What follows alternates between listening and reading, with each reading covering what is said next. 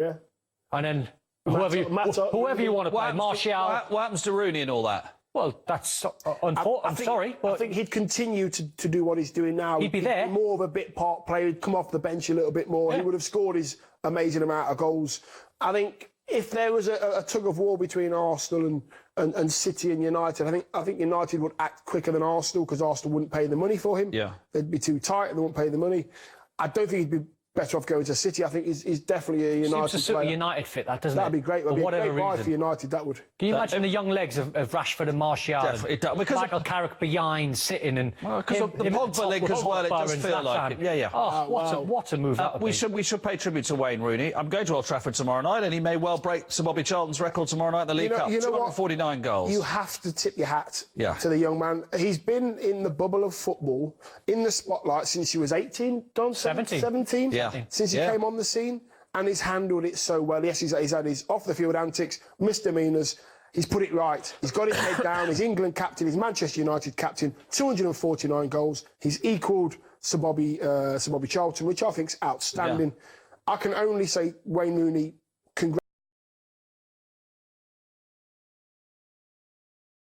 of looking at players in the now, and I remember saying it about 6 months ago, thinking, man, I think he's on his way down, I think he's nearly finished. He'll still play a few games, in my opinion, but I think what he's done, when you recognise what he's done as a Premier League great, one of the best. Yeah, absolutely. And when he does break the record, I'm sure he will. It'll be a great moment. Yeah. And let's hope he does it at Old Trafford, actually. It doesn't matter who they're playing. Let's hope he does it at Old Trafford. As long as it's not the Liverpool game. He'll wait a week. So 249 Manchester United goals. That's 252 between us. So we're doing OK. We're doing OK. We're sharing the goals. We've spoken to a manager and we've spoken to a player. Let's speak to a sports lawyer, Daniel Lowen, who's really involved in all this, the January transfer business. Daniel, good of you to join us. Good afternoon. Hi, Mark. Nice to speak. What will this January be like for people like you? Well, it looks like being a fairly busy one. January is always a funny window. One never really knows how busy it's going to be. It's not quite the same as the summer when clubs have had months to plan. It tends to be in January that a lot of the business is reactive. So one always has to be on call. And I think personally, it looks like being a fairly busy one. And the nature of the beast is, as we discussed with Alan Kirbishley, that it may all happen in the last week. It might happen in the last 3 days. You might be up burning the midnight oil till midnight on the day that it finishes. I think you're probably right. I mean, I think, as I said, it's quite reactive. And so what tends to happen in January is a club will move for someone, and the club that is potentially losing that player will then need to go out and assess its options, look at who it can bring in. So quite often you get towards the end of the month, and suddenly there are a load of deals happening that perhaps people hadn't envisaged, in the way that with the summer window there tends to be more planning and foresight. Daniel, I want to give you the chance to sort of defend the role of the agent, the sports lawyer in all this, because for a lot of fans they think, well, of course they tell Don to leave Club X to go to Club Y, even though he's happy at Club X, because he'll get more money at Club Y, and therefore the cut of the agent and the lawyer is going to be greater. Yeah, ordinarily the agent rather than the lawyer. What I would say is that in any profession, there are people who act with integrity and act properly, and the vast majority of football agents do. There are always going to be some bad eggs in any profession, and I think that's the reality of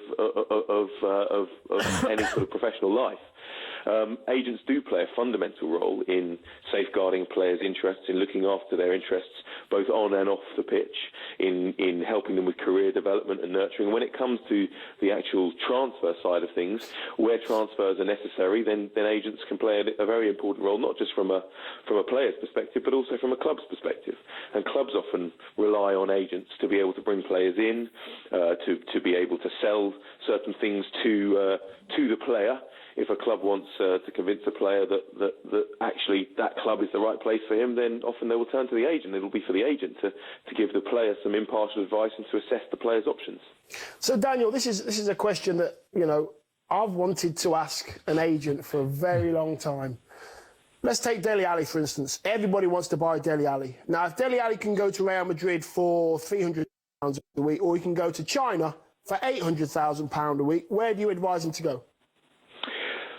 Well, I think firstly, Dion, it's a pleasure taking that question from you as a Villa fan myself. I think at the end of the day, every agent who is acting properly in their client's interests will always sit down with a player and will look at what is best for the player, not just now, but for the player's career as a whole. And when you take any young player, you've got to recognise that that player has a 10, 12, potentially 15-year career ahead of them. And I think there has to be forward planning, there has to be foresight, there has to be a long-term strategy for the player. So when you're looking at a player who's at the top of his game, and you're trying to strategise with that player which path his career should take, then I think it's important that you don't just look at the money that's on the table, but you look at what's the right club for that player, what's the right club to allow that player to develop and fulfil his potential. And only then are you as an agent doing a proper job in guiding that player correctly. Daniel, I'm glad you got the chance to speak to the legend that is Dion. Thank you very much indeed for your time. Thank you. Thank you. Cheers, Thank you very much. Bye-bye. Listen, very briefly, it's going to be good fun, whatever happens. I love it. Oh, yes. Suddenly you go, they're going there. Don't forget loans as well. Quite a lot of that little loans can do clubs a favour, can't it? Yes, interesting times. Looking forward to it. though, Looking forward to it. Looking forward to the last night, the blow-up bananas and all sorts. I'm looking forward to it. Look out for Charlie Adam appearing in China very soon. Charlie Adam in Terminal 5 about now. Exactly. On his way. Thank you very much indeed, gents. The transfer window ends January the 31st at 11 o'clock in the evening, so there'll be plenty more between now and then. Of course, we'll keep you right up to date with all the transfer dealings. Thanks for your company. Bye-bye for now.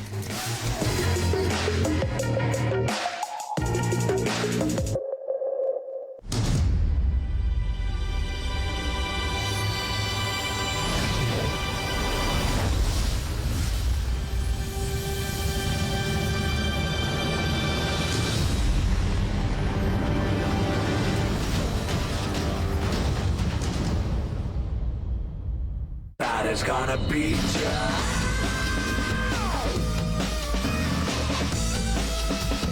That is gonna beat ya. Good don't get you mad. Good to win the game. You gotta get bad. That is gonna beat you good.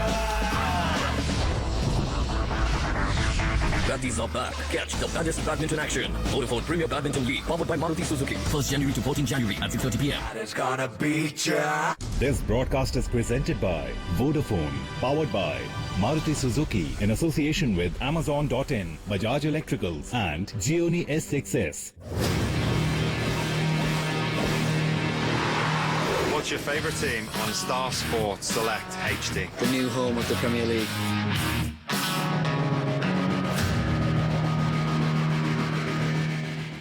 Hello, we're back and No more burning headlines. No more endless stickers. No more cluttered graphics. Nothing like the news you watch. Everything like the news you want. Welcome along to Get the daily download on everything happening in the Premier League. Only on Star Sports Select HD.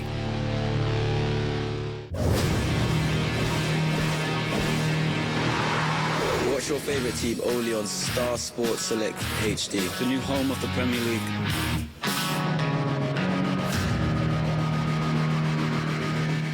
That is gonna beat ya. Good don't get you mad. Good to win the game. You gotta get bad. That is gonna beat you good. Baddies are back. Catch the baddest badminton action. Vodafone Premier Badminton League, powered by Maruti Suzuki. 1st January to 14 January at 6:30 p.m. What's your favourite team only on Star Sports Select HD? The new home of the Premier League.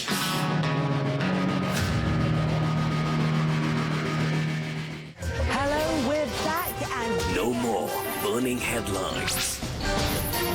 No more endless stickers. No more cluttered graphics. Nothing like the news you watch. Everything like the news you want. Welcome along to Get the daily download on everything happening in the Premier League. Only on Star Sports Select HD.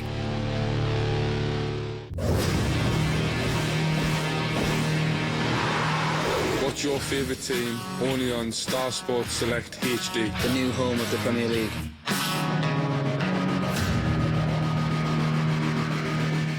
That is gonna beat you. Don't get you mad. Good to win the game. You gotta get bad. That is gonna beat you good. Baddies are back. Catch the baddest badminton action. Vodafone Premier Badminton League, powered by Maruti Suzuki. 1st January to 14 January at 6:30 p.m. Today on Star Sports Select HD1, Premier League News, live at 5:30 p.m. Tonight on Star Sports Select HD1, Fan Zone live at 9 p.m.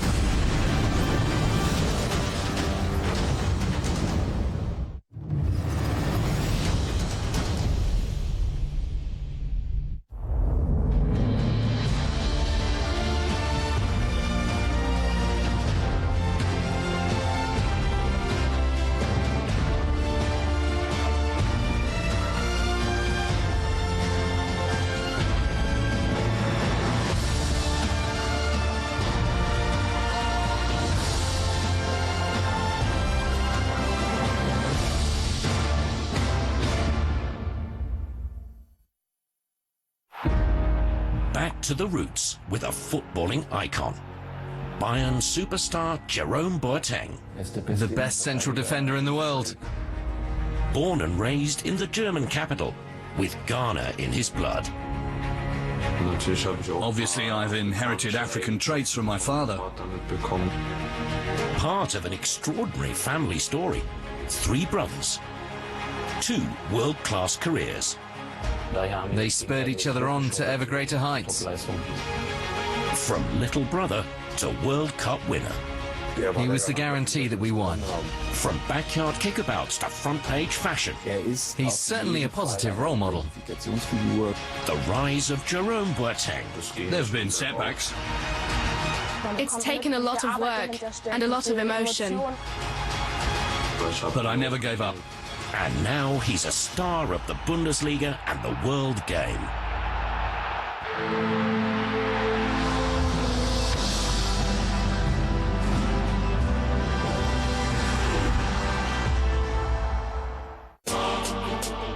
This is where it all began for Jerome Boateng. Berlin, home to 3.5 million people. The biggest city in Germany and one of Europe's most vibrant capitals. It's not easy to encapsulate Berlin in just a few words. A lot of sides to it. A city of stark contrasts, as the future Bayern star learned at first hand. Jerome grew up not far from the Kurfürstendamm, Berlin's famous shopping boulevard, in Charlottenburg-Wilmersdorf, a solidly middle-class district. It's nice for families and singles and students as well. I think it has something for everyone, really.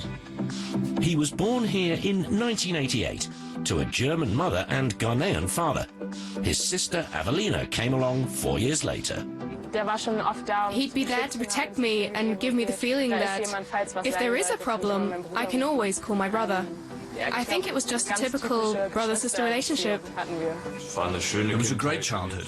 I made a lot of friends at school, out on the street, and at the football court. He used to play here, not far from home. Did his father recognize Jerome's early potential? All you had in my family was football.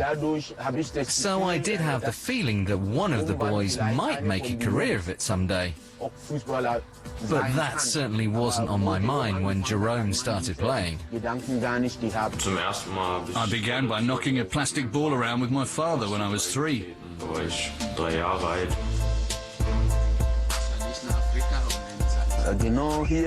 It all started here. We just used to have kickabouts with a coloured ball.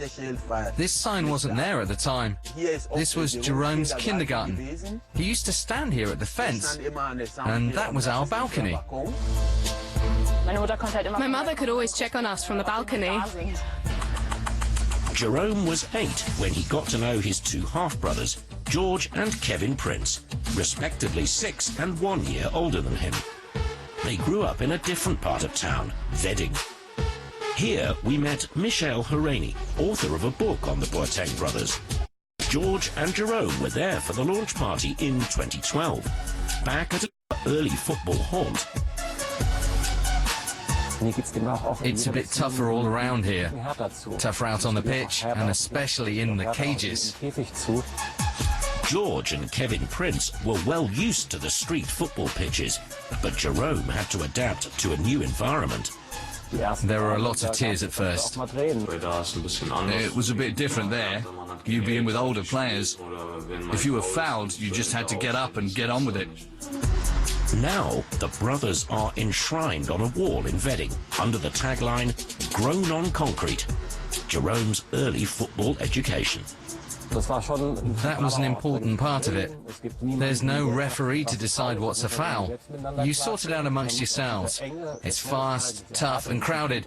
Quite different from a big pitch. You can learn a lot here. The three brothers met up here in 2013 to film a commercial. Kevin Prince was playing for AC Milan at the time, with Jerome already at Bayern. Competing with his elders has always been an added incentive for the youngest of the cage-kicking trio. You want to assert yourself and not come across as being weak. Boateng's Wedding years. It was certainly a good experience for me. In the city of extremes. Growing up in Wedding's a different world from Charlottenburg. They've grown together over the years. We talk every day, and I'm always open to advice. I know it'll be honest criticism as well, which I need. His formative years also helped make Jerome Boateng into one of the best man-on-man defenders in the league. Through a combination of excellent timing and pace, he very rarely has to resort to a foul. Just once a game on average throughout his entire Bundesliga career. Even less since coming on board at Bayern. And in the 2014 World Cup final against Argentina, Boateng didn't get pulled up for a single foul.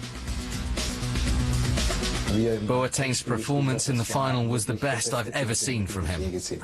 16 years earlier, in 1998, a new footballing chapter opened for him. A friend took me along to the club for a tryout, and I really enjoyed it. The Mommsen-Stadion in Charlottenburg, home of Tennis Borussia Berlin, Boateng's first club. At 13, he switched to Hertha, and by age 15, he was under the charge of Dirk Kunert. Now with Hamburg's reserve team, Kunert at that time coached the Hertha under-17s. We're still in touch and write to each other now and then. I'm in Hamburg now, and when Bayern played here, we met up in the hotel for a bite to eat with some of Jerome's friends. That's his character. He's normal, a down-to-earth guy. One conspicuous character trait back then. He was a quiet boy, very reserved. But out on the pitch, you could see the quality straight away. It's really great to see them again like this. Everyone's happy, me too. And they're giving me the bumps here. And then there's Jerome with his mohawk. Celebrating Hertha's under-17 German title win after beating Hansa Rostock in the final. On the other side, you've got Toni Kroos. Here's Jerome. You'll notice he always runs out last for Bayern and for Germany. He was doing that already at youth level. He used to get really nervous. Before the final, he was physically sick. But out on the pitch, he was totally focused and had a very good game, helping us win it. Boateng was in the fast lane to the top. Hertha's youth team boss remembers him well. You could see from his sheer dynamism he was going to be an exceptional player. He was comfortable off either foot, and you rarely see anyone doing it as well as him. His one relative weakness at the time was in the air. He didn't really like to head the ball.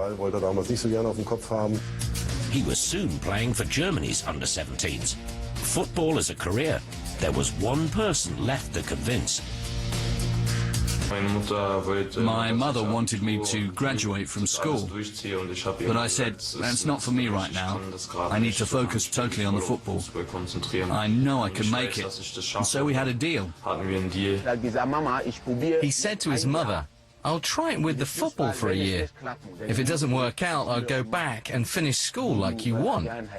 The deal with Mum made it like, okay, now I've got to do it, because I don't want to go back to school. Fortunately, 6 months later, I turned pro with Hertha.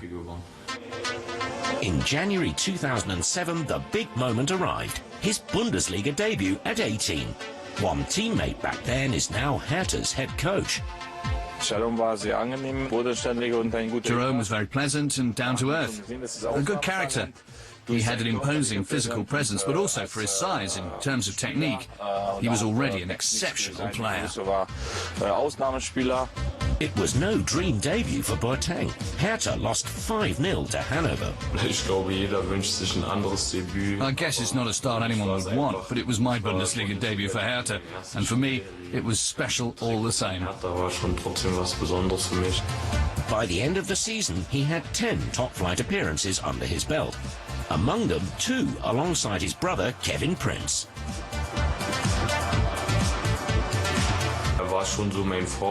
He was my role model.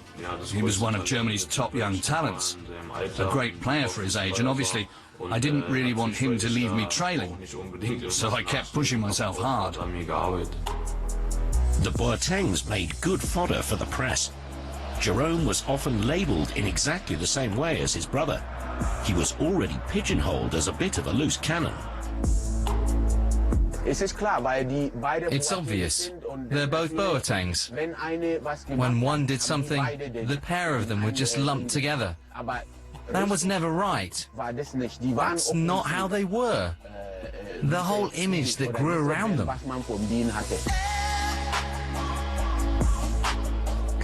Brothers, but totally different characters. I think Jerome also looked up to Kevin because of his extrovert nature. Kevin was a born leader. I think it was a symbiotic relationship with each pushing each other on to ever greater heights. They knew they were good. Too good for Hertha back then. They started just one league game together against Cottbus. At the end of the season, Kevin Prince moved to Tottenham and Jerome joined Hamburg. They marked their departure in the same way. All 3 brothers had a silhouette of Africa tattooed on their upper arm. Jerome Agyenim Boateng. The middle name stems from his father's homeland. It's Ghanaian for the Great One. Ghana in West Africa. Jerome's roots are here as well. It's very important. It's part and parcel of who I am. Half of me comes from there.